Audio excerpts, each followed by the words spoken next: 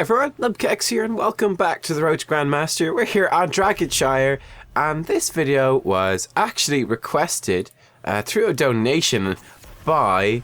let me just double check. Trurum96. So thank you very much, Trurum96. It's taken quite a while to actually get this one, but he asked for me to bring you guys and him a gameplay of Stitches. Stitches! Very difficult to get a game of Stitches at the moment. I just checked, and in terms of overall win rates on Hotslogs, right now, as of when I'm recording this commentary, Stitches is the lowest win rate warrior in the entire game across all leagues. In fact, let me check that for Master. Maybe it improves at Master. It does! He actually does a little bit better at Master, so that's quite nice. Anyway, we got a couple of good players in this game as well, mostly on our team, which is lucky for us, but Mugi Lol is a very good player. Then we've got Sevka from Team Synergy, one of the pro teams in Europe as well. It's going to be the final pick. Thank you, by the way. I forget who it was, but again, someone told me how to play, or how to pronounce Sevka, so thank you very much for that. And there you go, I grabbed Stitches. This was, I figured, pretty much the perfect situation for actually getting a Stitches game. I mean, as you can see, we got Nazebo first pick. Then the enemy team grabbed Jaina and Ragnaros. Then our teammate was hovering Sonya. So I was feeling pretty good about this. I think Sevka is a support player as well. So I was feeling very, very good about the Stitches pick right here. Why is that? What does Stitches do well? Well, I think it looks like the maps, looking at again his win rates, the maps that he's actually good on look to be Tomb of the Spider Queen, Dragonshire, and Warhead Junction. And then he's okay-ish on a few other maps, but not great. It's really Tomb, Dragonshire, Warhead Junction that he's good on. Towers of Doom is actually his most popular map, but his win rate on that is pretty bad. I mean, overall, his win rate on Towers of Doom across all leagues is 46.9%, which is pretty terrible. In Master, actually, in the last, whatever it is, week, his win rate in Towers of Doom is 43.4%. He's clearly not doing very well in Towers of Doom. Very overrated hero. In fact, that's one of the things I want to explore in this video. As you probably noticed, like, I'm like level 6 on Stitches or something. Like, I'm not a Stitches player, okay? I'm not a Stitches player at all. I'll tell you what I think about the hero at the end of the video, though, and a few of the things that surprised me. But clearly, people are... Yeah, there's a few things, and really, do stay tuned at the end of the video. It has a rough start. This is one of the worst first 2 minutes of the game that I've ever played, probably. My first game of the day as well, after not playing for a couple of days, I think. But, yeah, stay tuned till the end, because I think I really do have a lot to say about Stitches. I've barely seen him play this season. This is the first game I've played on him in several months, at least. And I have to say that I've got a lot of things to say about this guy coming up towards the end of it. I don't want to spoil anything though, so I'll try to keep that a bit under wraps, but the draft went very well for us, to say the least, as you can see.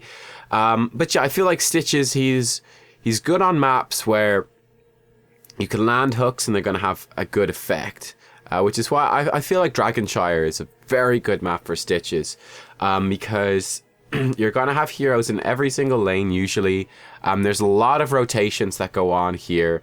And very often actually on Dragonshire, just the nature of it and having to control at least one of 3 lanes. Trying to control more than that. Very often people are doing mildly risky rotations, or they're doing solo rotations, things like that, that you can really capitalize on and punish. And hey, like even a single pick with the hook can lead to you actually getting the Dragonite and getting the objective. So I figured it would be pretty impactful there. And of course the enemy team did first pick, did grab Jaina and Ragnaros. I think they're both fairly hookable targets. And then we had Nazebo, who's got some follow-up with the zombie wall. So I said this would be pretty good. And we got Sonya as well, so another front line. So I was feeling confident with the Stitches pick. And hilariously, they grabbed Kael'thas after that, which is just even better news for us. That's a very good hook target. Basically, good hook targets, they're immobile, they're large, and they're squishy. So Kael'thas is perfect. Jaina is okay as well, but Jaina is kind of small. But Ragnaros and Kael'thas, they're both big. Ragnaros is tankier, but Kael'thas is wonderful. And I grab Dampened Magic at level 1 then. They've got Jaina and Kelthus, so I want to grab that. Oh, one, I would prefer to take Heavy Slam and do more damage with Slam. I think Slam is super underrated as an ability and talents that build around that. You're gonna see I've got a very different talent build from what I presume is the mainstream one. But Heavy Slam would be my favorite. This is a... Alright, so we hook in Ragnaros. He gets saved immediately, and then we get blown the fuck up. Instantly die. Vala dies as well. Sonya's almost dead too. I was like, well, that did not go well at all. That really did not go well. This is probably the worst 2 first minutes of the game that I've ever played ever. So bear that in mind, but things do improve as we go further. So don't worry. Don't worry if we suck ass the first 2 minutes and just mess up literally pretty much everything. It does get better. Sort of. Sorry, he's such a funny hero. Alright, expert. I was actually an expert duke of that. Get some damage on not Nazebo, onto Kerosene for what that's worth. Come up and we just nom down on Kelthus. I think there's a Stitches bug right now, by the way. I noticed right there, for instance, that when I use Devour on Kelthus, I actually got a quest indicator come up. Looking at his talent tree, there is a quest at level 7 that you get permanent health regen whenever you devour an allied hero, or an enemy hero, obviously not an allied hero, an enemy hero. So I'm wondering if that might be part of it. I meant to devour him right there and I missed, and then I missed the hook on him. Then we're making a run for it. We're getting chased down. Nazebo doing actually a really good job. But Nazebo's a very good player. Kerosene dashes to us a couple of times. We do devour him. Nom nom nom. Get a nice chunk of health back. And get up to the top lane here. Going to tap a well and come and join Sonya for a little while. So Devour, one thing I noticed is Devour actually hits kind of hard. And heals you for a big chunk of health. I think it's like 20% of your max HP. It's a pretty big chunk on a 20-second cooldown. It's pretty cool. Yeah, like I said, guys. That's the 2-minute mark. That's pretty much the worst of the gameplay over with. So you guys can relax now. Don't worry, it does start improving from now on. Kind of. Kind of. You can see I was checking the range on Slam there as well. Come in for Kelthus. I was expecting him to run away. He actually didn't. He ran towards Nazebo. Okay, so it went a bit further than 2 minutes. Luckily, instead of running away, Kelthus decides he's going to juke around. Thanks very much, buddy. We'll take the kill. We actually killed him with our trait right there. Unfortunately, our teammates did die to the sides. And then he's going to be channeling the objective, but things are okay. I think this is the point where things improve, sort of. Anyway, yeah, luckily enough, we got the kill on Kelthus. I don't know what he was doing or why he was not running away, but yeah, he wasn't. So we missed the hook because I thought he'd run away. And then it was correct for him to stay and kill Nazebo. And then when he should have run away, he stayed. I don't know. It's kind of weird. Anyway, we're just going to sit here in mid lane for a little while our teammates respawn and make their way back in. And yeah, I'm going to be clearing out, using my Slam to help clearing out the waves right here. Help Nazebo stack his trait.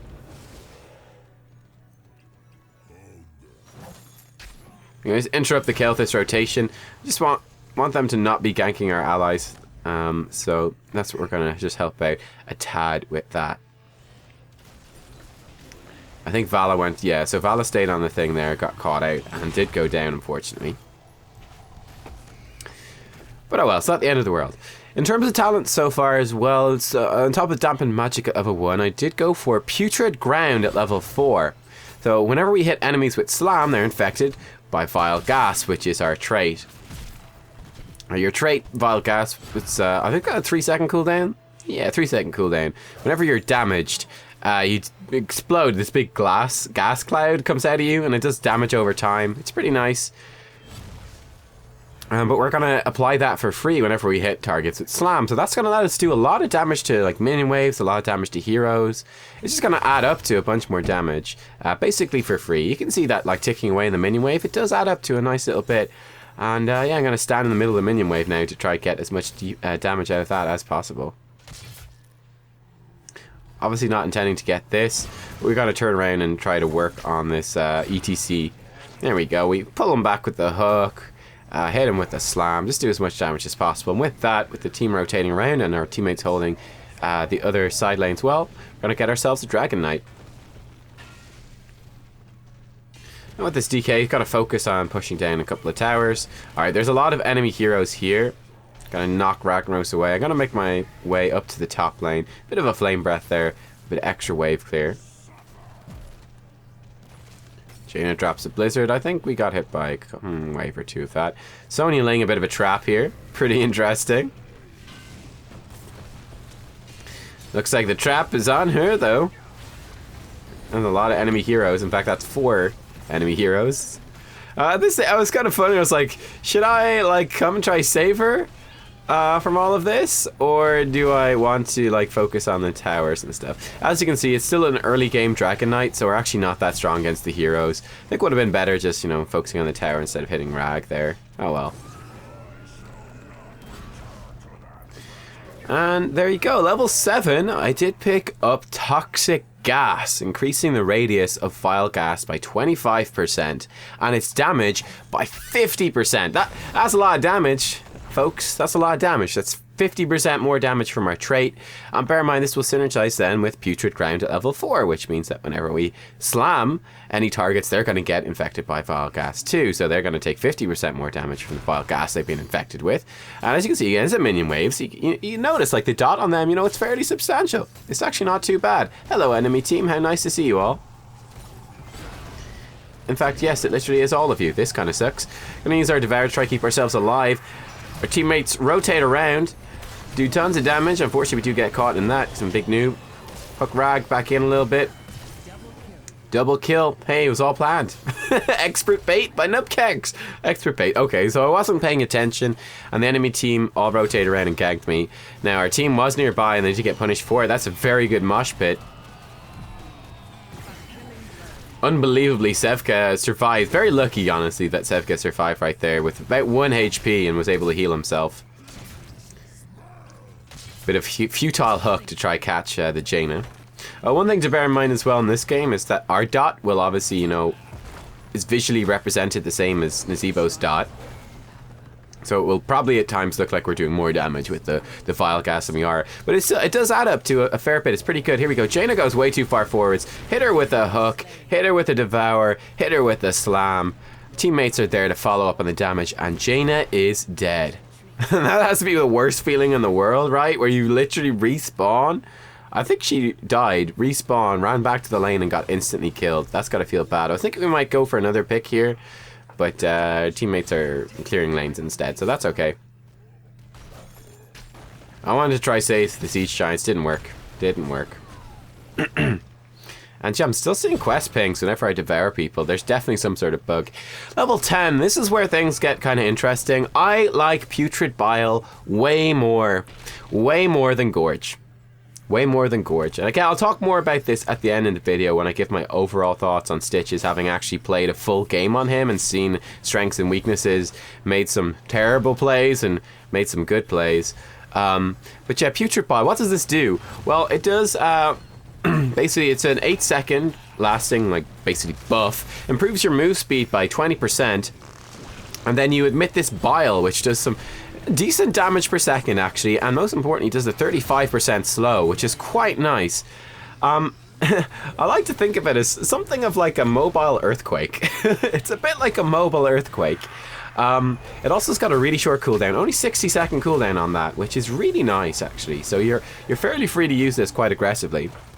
But yeah, I mean, 35% slow, considering that Earthquake is, you know, 50% slow in an area, and that Putrid Bile will, I'm pretty sure, do quite a bit more damage. It's not too bad, really. And the 20% move speed that it gives you is really nice as well. Stitches he's a big stack of meat. He's very slow, very immobile. And that extra 20% move speed really does actually add up to a lot. And actually make quite a few plays. And yeah, I quite like it. I think it's a really good heroic. I think it's very underrated, and I think Gorge is very overrated. So I mean, we can watch and see, like, out of the hook kills this game, or like out of the hooks we land this game, like how many would have been kills with Gorge that wouldn't have been kills otherwise? I mean, you're gonna see a game without Gorge here. So I mean, like, we could have got probably a kill with Gorge right there. Gorge ETC bring him back in behind. So that's one. Well, just counted out. But yeah, basically, I think, you know, I think the Gorge kills are real flashy, and it does sometimes get you a cool kill.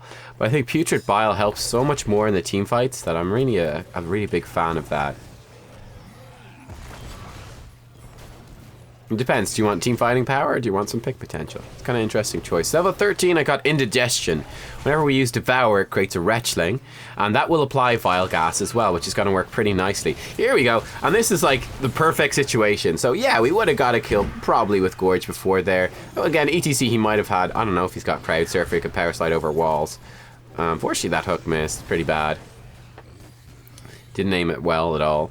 But right there, we were able to come in. Sonya was rotating down. We were just waiting for our opportunity, waiting for Sonya to rotate down towards that mid lane. And once she did, we were flanking around. We were ready. We run in with the Putrid Bile. Lay down this nice, big, slowing field. And just basically isolate a whole bunch of heroes. Using that move speed to get in on top of the enemy team. Slowing them down 35%. Applying extra damage. And yeah, we get a kill in ETC. Ultimately, get a kill in Karazim as well. Get a bunch of other heroes low. Works out pretty nicely. Level 16, I pick up Pulverize. This decreases Slam's cooldown by 2 seconds. Makes it from a 8-second cooldown to a 6-second cooldown. And then it applies a 75% slow for 1 second. So you can see with this particular build that we've got here, we've got a whole bunch of extra slows. We've got slows from Putrid Bile. We've got slows now from our Slam as well. Yeah, I like it. I like it a whole. I think it does a whole bunch of things well. This is definitely as well my favorite level 16 talent, though he does have a bunch of pretty cool ones. Like the extra range on Hook is pretty cool as well. But I mean, I just think, you know, decreasing the Slam cooldown, that's also going to give us, you know, more damage from Slam itself. It's going to be more applications of Vile Gas thanks to our Putrid Ground talent at level 4. We're going to troll our Vala player a little bit. Couldn't resist. Yeah, I mean, the slow as well is fantastic. It's a really powerful slow, very good at locking things down. It also synergizes really well with your hook. You know, you hook someone in, boom, you slam them. They're slowed by 75% for 1 second. Pretty nice. Pretty nice way to lock someone down, help your teammates land their follow-up damage in CC. Works out pretty well. Hello, Ragnaros. Nice to meet you. There we go. We slam him. He's locked up. He absolutely explodes. Kind of overkill there. We popped our Putrid Bile just to ensure we'd get the kill. That's okay though. You know what? It's a 60-second cooldown. It's not a huge deal if we use it to help secure a kill. I mean, you'd use Gorge to secure a kill, so why the heck not use Putrid Bile? Why not? It's just as good. It's just as good. Alright, now we're pushing in here, and we've now got ourselves a pretty big advantage. Looking for some more hooks. That's a good mosh pit. Got interrupted though. Well played by Vala to interrupt that. We're going to come in and start zoning for our team a little bit. Could have actually been a bit more aggressive on Stitches in this game. Karazim comes in, nice slow on him. Get him with the Devour as well, and he gets taken out. I think it was actually Sevka picked up the kill right there. Pretty nice stuff. We get the Jaina as well. And you've just seen how useful, like this level 16 Pulverize talent. I'm not sure if it has necessarily guaranteed those kills, but it's played a pretty large role in making those kills much easier to get, right? That big slow on Slam, it's really quite a big lockdown. It's very, very powerful. 75% slow is massive. It's just massive. It's just really, really strong. We're going to come over here and help Sonya clear this out. And then we're going to grab, or not Sonya, we're going to help Vala clear this out. Sonya obviously grabbing the top one. No rush to grab the bottom shrine until Sonya's grabbed the top one. There we go. We get pretty much at the same time. We cleared the waves as well. And going to make our way up here. I'm back going to clear this wave too a little bit. Why the heck not? You can see how much damage that Slam does. Nice knockback by Sevka. ETC actually, ooh, that was pretty risky. I'm not sure why he wanted to do that. That's a pretty bad idea. He's put himself in a tough spot. Going to punt Karazim away. Actually, I think we triggered some extra damage from Kelthis there because there are 2 heroes on the thingy. Gonna come and help save Nazevo. Actually in a tough spot. I think he just soloed Jaina. But Ragnaros was there trying to kill him. I don't think he'd quite spotted us. He's trying to die as gracefully as possible there, popping his Gargantuan. But we did come in with a punt and knock Rag away. Again, trying to knock Rag away, prevent him from using Molten Core here. Our team is very low. So at this stage, you probably want to back off and just be cool. We got a keep, which is pretty good going. And obviously, like a mosh pit would be a big problem at this stage. So we definitely want to back. Like you can see that, you know, everyone's on very low life, low mana as well, on multiple heroes. Knocking away the ETC's the big threat here. Mosh Pit's a big threat. Want to make sure to get that away if possible. I'm going to come here and just start bullying that Kael'thas a little bit as well. Using the DK for a bit of damage. Knock away Jaina this time. In case Ring of Frost is coming up. ETC's low on life, so we're fairly okay. Sonya goes in a lot of trouble. She gets hit by that. We're going to pop our Bile here. Just start zoning these guys out. You can see how much of a slow we put in on them. Just prevent them from diving our team. Nice big slow on Karazim. And yeah, you can also see with this build, by the way, right? You know, with the reduced cooldown on Slam, you can see why I'd want the bigger damage on Slam at level 1. Gonna devour Ragnaros there, and then we're gonna come focus on ETC. A couple of basic attacks to help finish him off. And nice, actually we've stayed very late here, but we've picked up an extra kill, which is pretty nice. We're gonna retreat out. Level 20 has been reached. And level 20 is pretty interesting for Stitches. In this game, I went for Regenerative Bile. Excuse me. I felt like with Dampen Magic, with Devour, I just felt like Regenerative Bile is a bit of a defensive cooldown. I'll actually just tell you what it does, right? So your Putrid Bile lasts 2 seconds longer. It's now 10 seconds of spewing out that nice big poison slime cloud. It gives you an additional 10% movement speed, so now we're going to get 30% move speed when we've got our Putrid Bile active. That's mount movement speed with Bile active. Then we also heal for half the damage that we deal with it. Pretty damn good. Pretty damn good. It's a lot of extra healing. That was actually a somewhat helpful hand this time. I think. Maybe not. I don't know. I wanted to try. Hashtag helpful. But yeah, Regenerative Bile, it's more damage, it's more mobility, and it's extra healing. And just utility, basically. So that's what I grabbed in this game. I felt like I wasn't being focused. I didn't need Hardened Shield. Also, I didn't need Bolt of the Storm either. So I thought this would be the best one. We've been doing really well in team fights. I mean, they've got double mage and I've got dampen magic, so I've been feeling pretty good. Don't need to pressure things too much. Right here, just playing it patient. Okay, I noticed that Sonya's going in really deep, so I do pop him with Bile at this stage. I am going in. Try to hook someone back. It doesn't land. So we didn't have the best engage there. I wasn't really actually that pressured to engage, to be honest with you, because, I mean, looking at the enemy team, that's really very well played by Nazebo right there. We helped him a little bit, throwing a slam in as well, but he did so much damage. I think it was like a couple of heroes caught in the Gargantuan and the zombie wall right there. But I mean, we've got to keep down. We've got Merc camps pressuring 2 lanes. We got level 20, so we can just take the DK and win the game, basically. We're just going to brute force down and keep at this stage. Looks like we're going to back up Nazebo. There we go, do some nice damage to Karazim. Beautiful Rain of Vengeance by Fala. We do get stunned, actually, out of the hook. That's fine. And we might even brute force down the core at this stage. We're doing some damage to Karazim. Hit him with the slam, slow him down. On top of that, the Hungering Arrow plus our Bile damage is enough. And we pick up another kill. Expert sidestep of the Flame Strike, and by expert sidestep, I mean we got hit by it because we're a noob. Oh well, we got a big hitbox, okay. And there you go, the core goes down. So yeah, like I said, the first 2 minutes or 2.5 minutes, they're pretty terrible in this game. We missed a lot of stuff. And moving into the late game, things really start working out well for us. As I think, like I said, this was like, it's very hard to find the right spot to draft Stitches, but I think this was the right spot. I think it worked out really well. For whatever bizarre reason, they picked Kael'thas into it, which is terrible. Look at that. We dealt 65.7% more hero damage than similar players' average on Stitches. We did 61,000. Vala did 63,000. Alright. Sony did 41,000. Dampen Magic, Putrid Ground, Toxic Gas, Putrid Bile, Indigestion, Pulverize, and then Regenerative Bile. Okay. Now, the big thing for me, I was like, seriously? We did 65% more damage than similar players on 65%?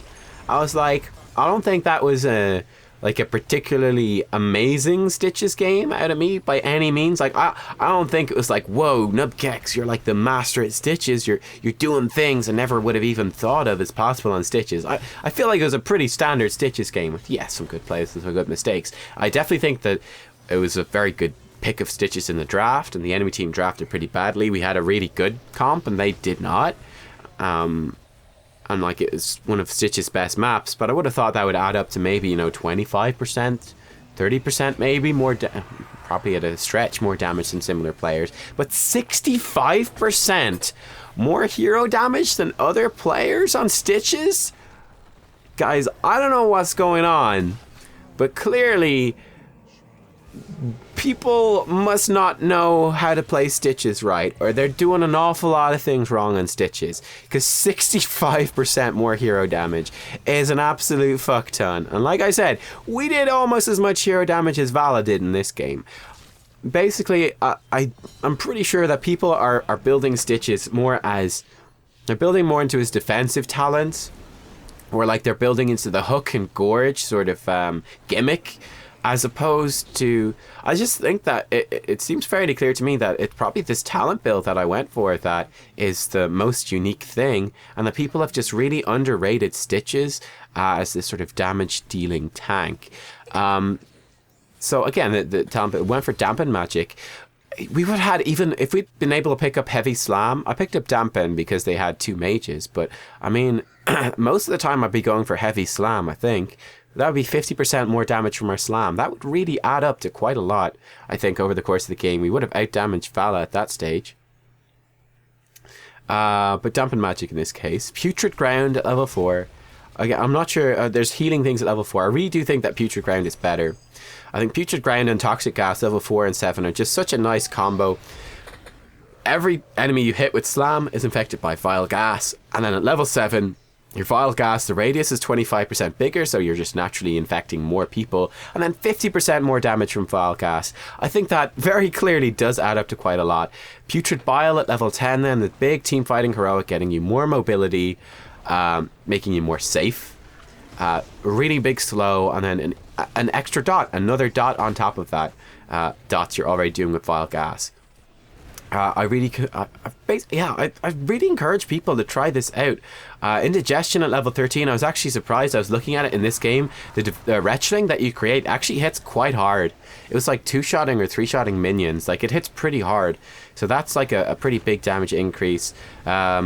Mega Smash is also pretty appealing at level 13, which is improves the range and arc of Slam. Makes it easier to hit more targets. Slam's range isn't too bad though.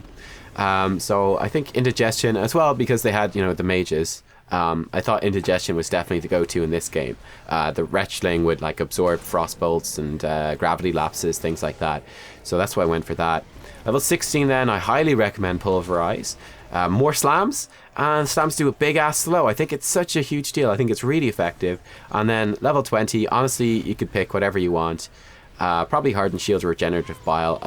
I don't think Bolt of the Storm is that great, to be honest with you. But yeah, I mean, I can only assume that people are really not respecting how much damage you can deal with really the level 4, 7, and 10 talents. I feel like those are probably the biggest ones that are underrated. Just doing way more damage with your Vile Gas, having that Putrid Bile spreading out all beneath you as well, and then infecting people with Slam as well. As you could see, we did a massive amount of hero damage. Absolutely massive amount of hero damage. Our siege damage was also really high, but we had the Dragon Knight so a couple of times, so that was part of why our siege damage was so high. Part of it, I think we also did pretty good siege damage, even not considering that though. But yeah, like, it does a fuck ton of damage. I was really surprised. I really walked away from this going like, damn, Stitches is actually better than I thought. Stitches is actually better than I thought. I was not expecting to do this much damage. I haven't seen pretty much anyone build like this or do this much damage either. Every Stitches I've seen has been the, oh, well, let's build really tanky. Let's build into Hook. Let's get Gorge. And yeah, you get these really flashy kills where, you know, you hook someone, you gorge them, and then you walk behind your gate and you kill them. But apparently in return for doing that, you're giving up, like, a third of your damage. You're giving up so much damage in order to do that. You're giving up so much teamfight pressure. You're just completely built around this gimmick of Hook and Gorge. And yes, if you get a pick, it works out really well. But outside of those abilities, it really doesn't work that well at all. And like I said in this game, you know, there were loads of times where we got Hook, and Hook is good. Like if you pick Stitches in the right composition, if you pick him in a comp that has follow-up damage, like we had follow Rain of Vengeance here, we had Nazebo with Zombie Wall and his damage, and then we grabbed obviously Pulverize at level 16 to bring a bit of a slow as well to really help Nazebo land his abilities. I even had Sonya with her own Hook. And then potentially Oriel with a knockback into a wall if it's in like the super perfect position. But I mean, there are loads of times where we got a Hook and you get a kill, right? You don't need Hook Gorge to get a kill. The Hook was more than enough in of itself. And then we were like this big team fighting menace as well on the Stitches. Like we were getting good team fight presence, so we weren't useless outside of just hooking things in, which I think is a really big deal. I think it's a really important thing. I don't know. I just thought it was super interesting. I was so interested actually when I played this, because like I was just Stitches. He's the lowest win rate hero. I was warrior pretty much, but I walked away from this going, heck, I feel like people are they're building one type of Stitches and they've kind of forgotten about like the other aspect. They've forgotten, or they don't realize how good damage Stitches is, or what he's able to do with it, what you can do with this damage based Stitches. So there you go, guys. Give it a thumbs up if you enjoyed the video. Yeah, I mean, apparently this is a very different type of Stitches than other people play. It's the Nubkeks Stitches. Give it a shot. I hope you'll probably be pleasantly surprised, as I think it's quite good. Again, the maps I would be playing him on and would try this on: Tomb of the Spider Queen, Dragonshire, and Warhead Junction. I think they're the best maps. I think this build will serve you very well. I kind of like him on Infernal Shrines as well myself. I think he's quite good there. You know, it's pretty decent for hook opportunities. It's good for slams. I'm not sure. You know, Towers of Doom, he's okay on as well. Good hook opportunities. For the most part, honestly, I just stick to Tomb, Dragonshire, Warhead Junction for now. Just try them. If you're on Tomb of the Spider Queen, Dragonshire, Warhead Junction, they pick heroes like Kael'thas, who are easy hook targets. Your team has got follow-up damage. You've got a good, strong front line anyway. And as well, like, you got another good warrior at the front, so that's going to take some pressure off you with Stitches, because you can be focused down and killed pretty easily. You are actually, despite your high health pool, you know, you're pretty easy to kill. You got no escape, you've got no damage mitigation really, apart from dampen magic. But yeah, try it out and let me know what you think. I'm interested to see, because I don't know, 65% more hero damage than others on Stitches. That blew me away. I was like, holy shit. Like I said, I'm like level 6 on Stitches. I don't play Stitches, but I don't know. Apparently lots of people don't play Stitches that well either. I don't know. That's just what I think. Anyway, thanks as well to Trurum for the donation. I hope you enjoyed the video. And yeah, I'll catch you guys all next time for some more Heroes of the Storm. Thanks for watching. Bye-bye.